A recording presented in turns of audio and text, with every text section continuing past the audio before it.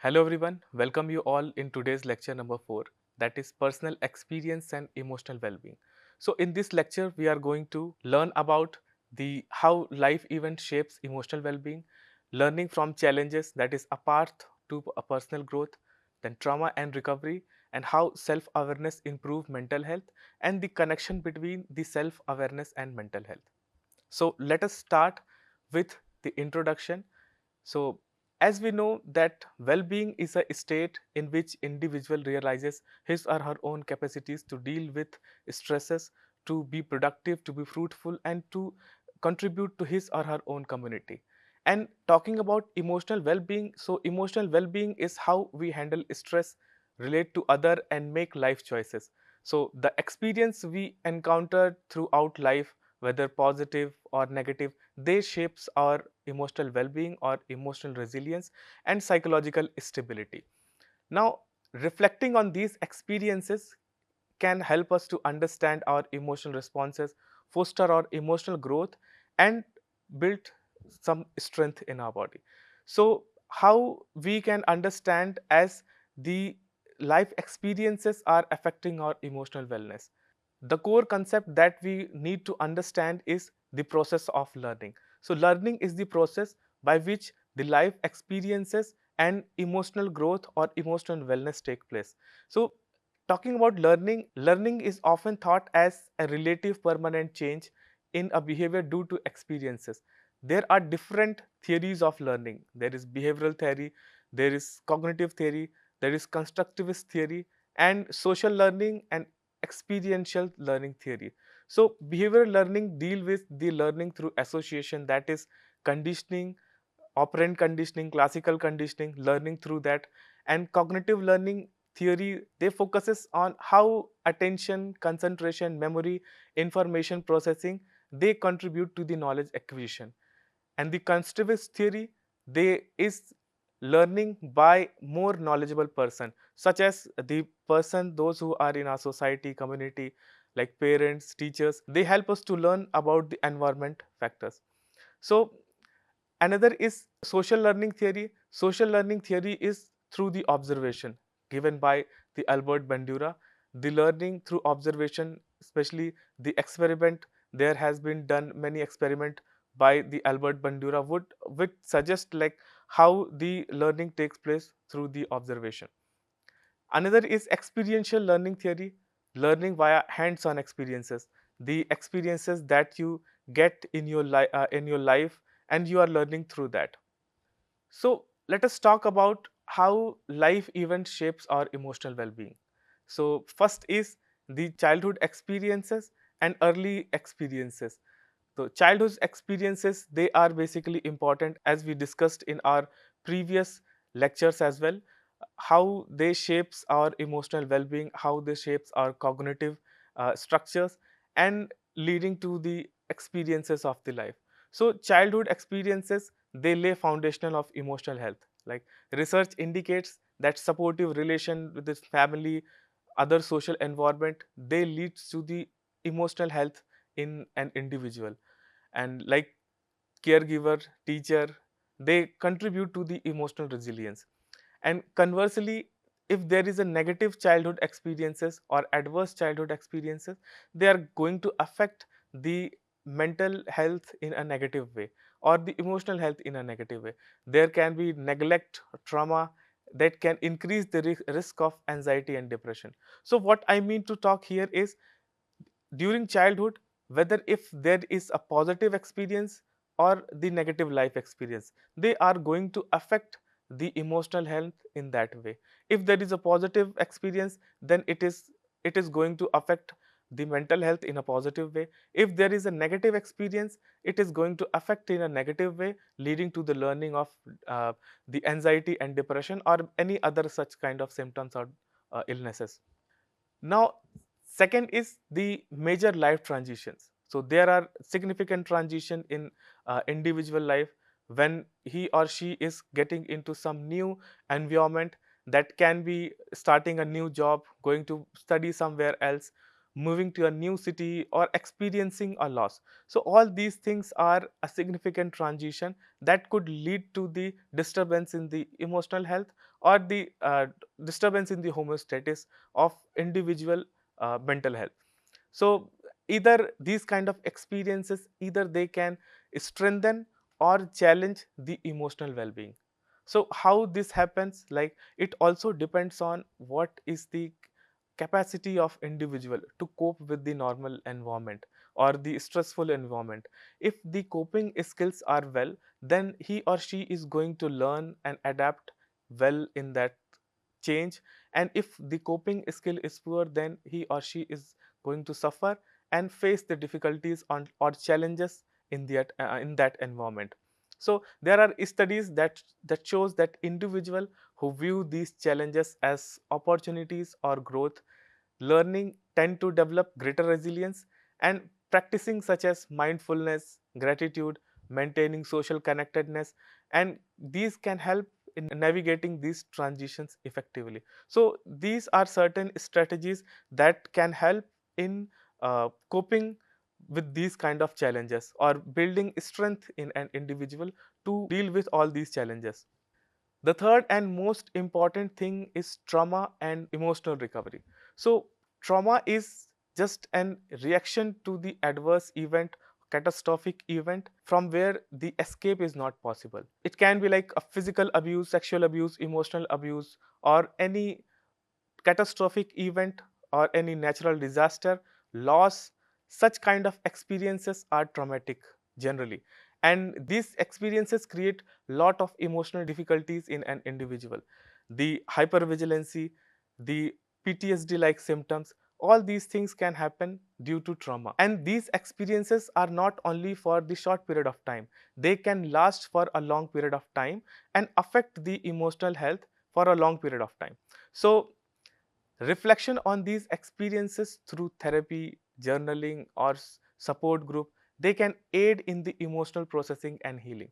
We are talking about emotional processing because whenever these trauma incidences are there, the the individual tries to avoid or escape from the situation.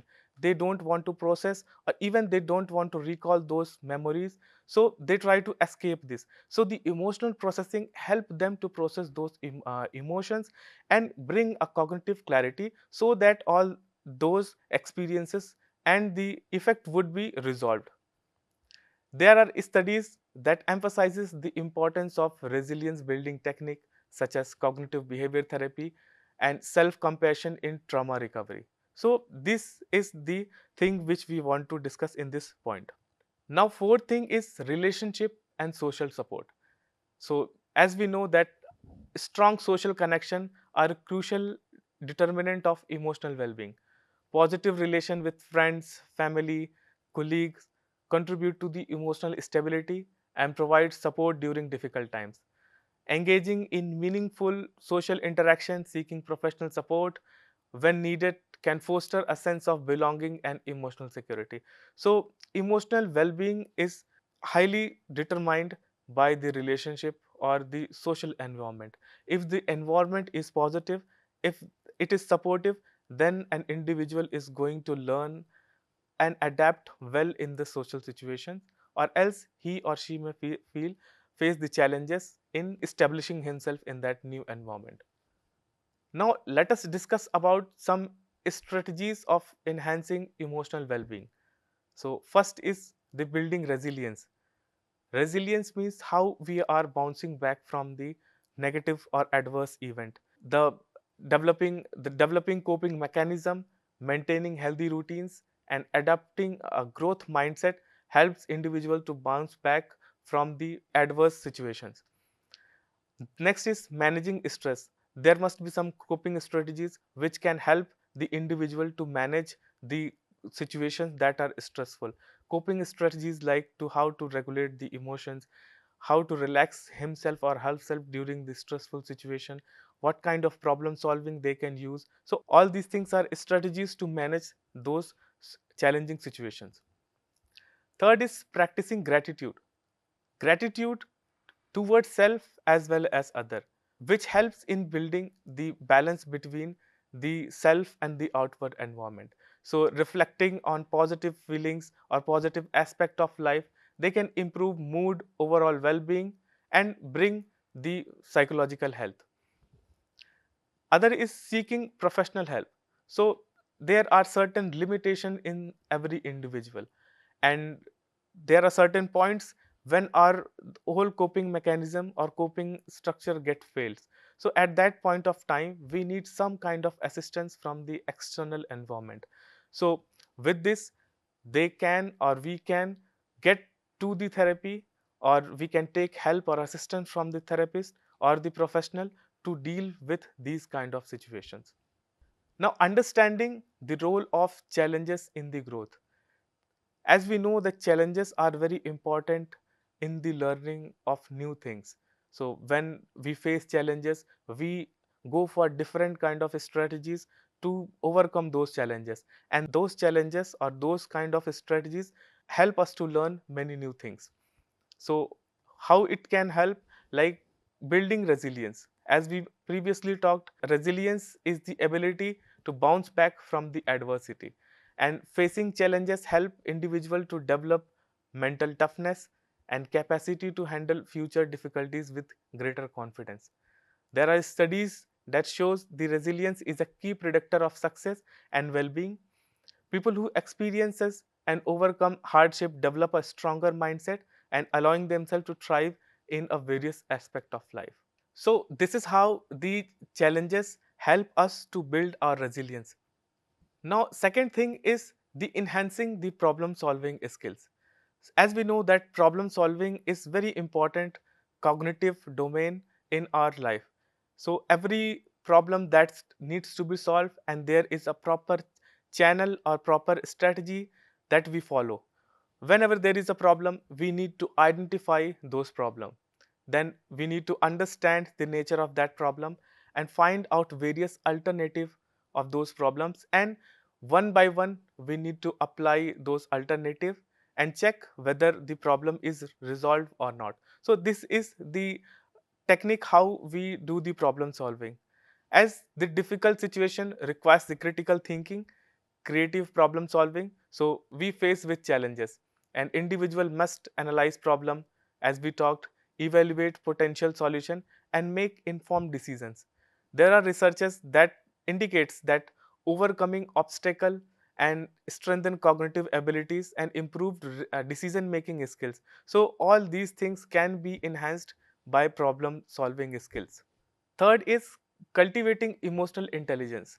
So challenges often evoke strong emotion such as frustration, disappointment, or fear.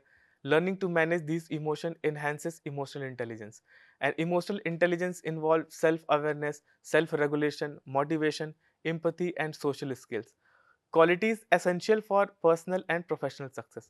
So as previously also we have discussed that how emotional intelligence plays a role in our life.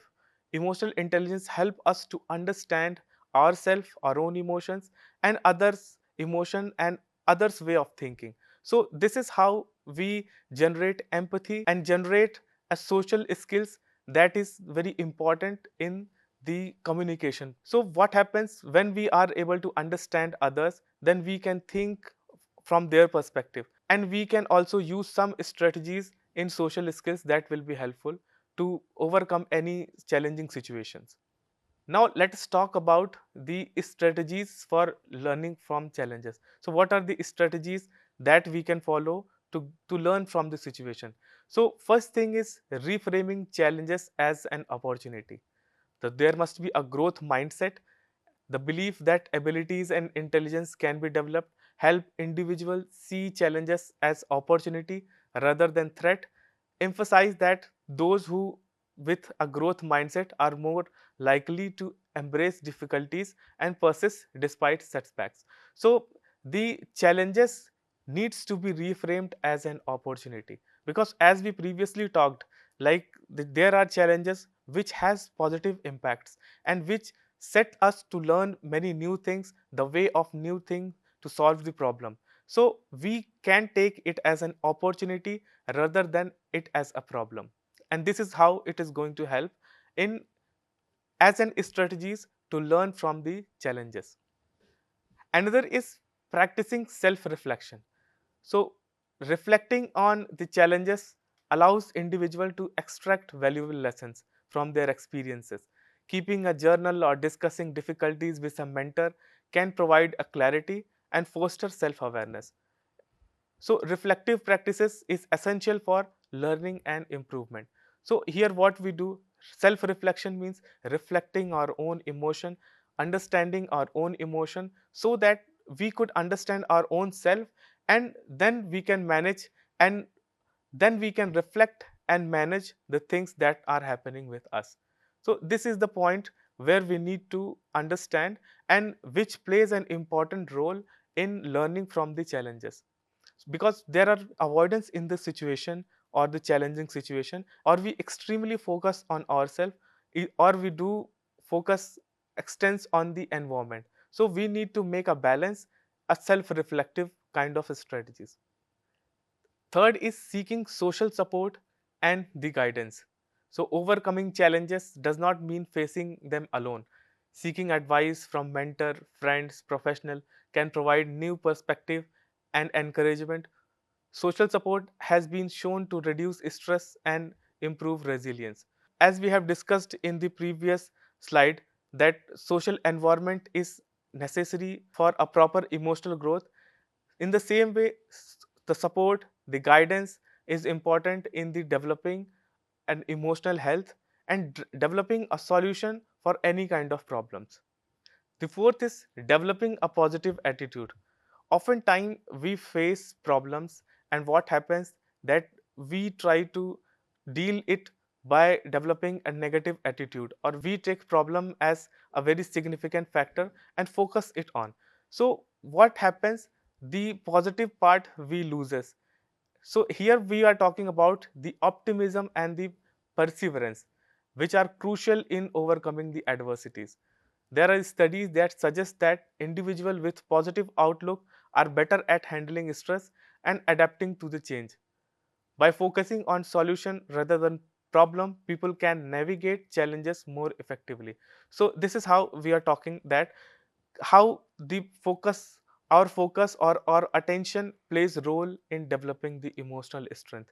If we are focusing on the negative part of our life, then it is going to affect in the negative way, and if we are focusing on the positive part, then it is going to a positive way, and going to strengthen us and to help us to resolve the situation in a more efficient and better way. Fifth is embracing failures as a learning experience.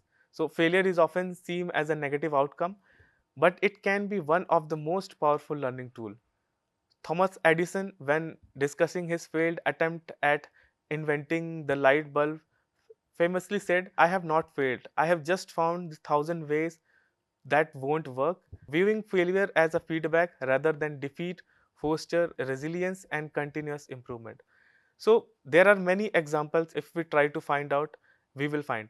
So there are many examples in our society, in our community, that how the failure help to learn or helps to grow. So we were discussing in that way only ki how the failure is going to impact your life in a positive way. You will find a new ways to resolve those problems, or those there are new solutions that you can find out by challenging situation and the facing the failure of your life. Now let us discuss about the connection between the self awareness and the mental health. So self awareness plays a critical role in mental health by allowing individual to recognize their emotion, thought and behavior, leading to better emotional regulation, improved decision making and stronger interpersonal relationship. So we were talking about self awareness before as well. So self awareness is being aware of your own emotions that is happening with you, and that is happening with the environment. And if we talk about its definition, then it says like self awareness refers to the ability to objectively observe oneself, including thought, emotion and behavior. There are two basically key types: internal self awareness, the understanding of one's values, emotions and impact on others; and the external self awareness, that is the ability to perceive how other view us, which can enhance empathy and social connectedness. So here we are talking about the self awareness that is both having the internal component and the external component. Internal involves like what are your feelings, what are your thinkings, and you are aware about all those things. And external awareness, what others are thinking, what others perspective is towards you. So these two are the main key to get self aware or get to know about your own self. So how self awareness improve mental health? So first is the better emotional regulation. If you are self aware of your own emotions, then you will be better able to control all those experiences, negative experiences, or the dysregulation of anger. And self awareness individual can identify negative emotions before they escalate, allowing them to implement coping mechanisms such as mindfulness, cognitive restructuring. This ability reduces the impulsivity and help manage stress effectively. So the self awareness is the key to better regulation of emotion. So when you are aware of your own emotions, when you are aware of your own anger, reason of that, and how it is impacting other or how others are thinking about it, then you will be able to regulate it in a better way. The proportion of your anger and the intensity of it, you can manage it in a better way.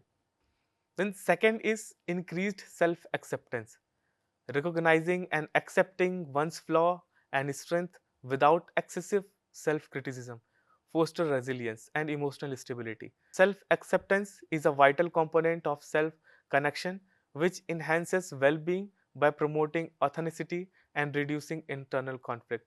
So the self acceptance is very important factor when we are talking about the awareness of self, because when you get aware of your own emotions, your own flaws, then the other step is to accept it. If you are accepting those flaws and those negative part of your life or your own self, then you are going to have a better adjustment in the environment and deal with that situation or the challenging situation in a better way.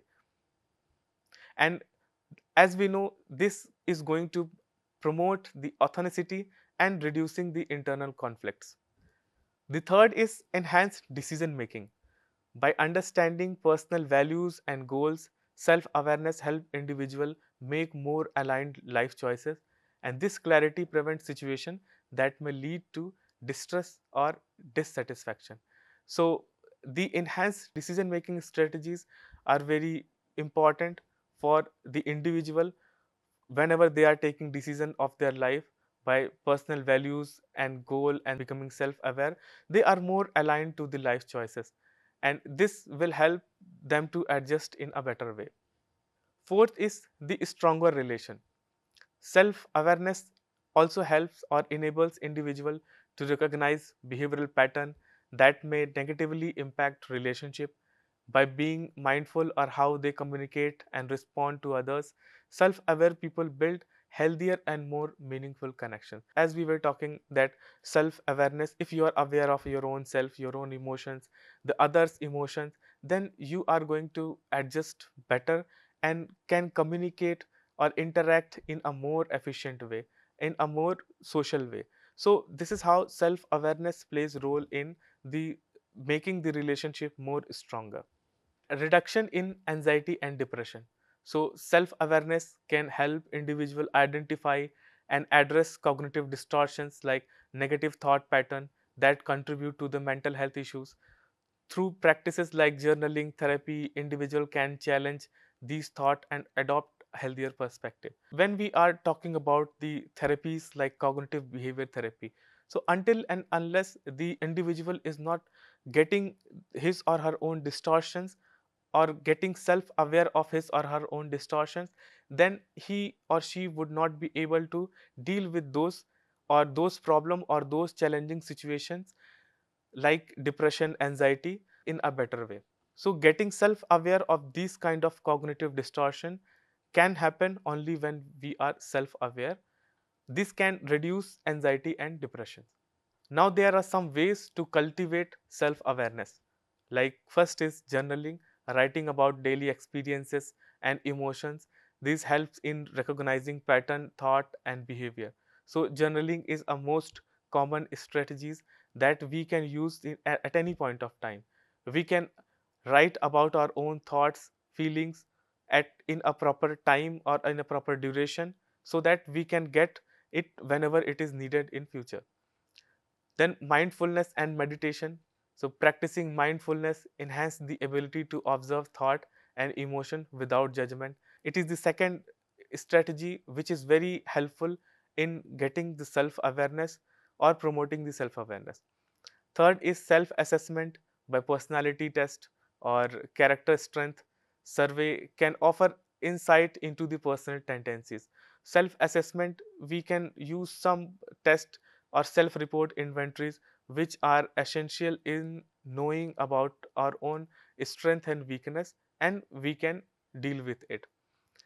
Then seeking feedback like trusted friends, family, or therapies group can provide external perspective that enhances self-awareness. So all these are the strategies that can help in the cultivating the self-awareness. These strategies not only will help in your short term, but it is going to help you in a long period of time.